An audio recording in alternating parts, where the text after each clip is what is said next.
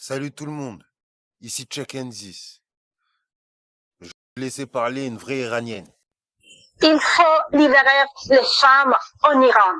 C'est ça que te dit le féminisme occidental. C'est ça qui répète tout le temps les médias, mensonges. C'est ça que répètent tous les gouvernements occidentaux, les Européens, les Israéliens, les Américains. La réalité, 50% des médecins iraniens sont des femmes.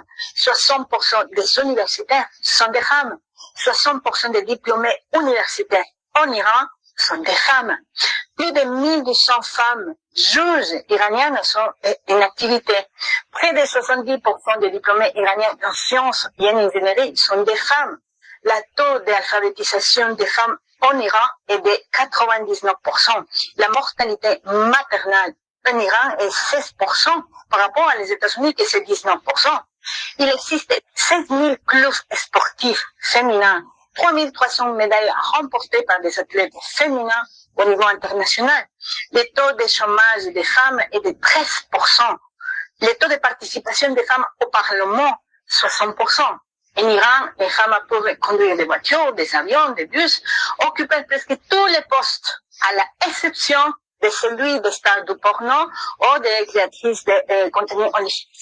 La plupart des Américains et Occidentaux pensent que les femmes ne peuvent même pas aller à l'école en Iran. Ils sont complètement indoctrinés.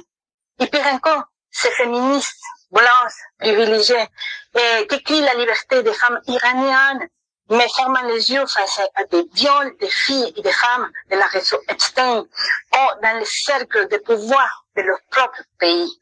Pire, elles restent silencieuses face au génocide du peuple palestinien, la majorité des victimes des femmes et des enfants. Elles applaudissent la massacre des filles iraniennes bombardées par Israël. Aucune société n'est parfaite.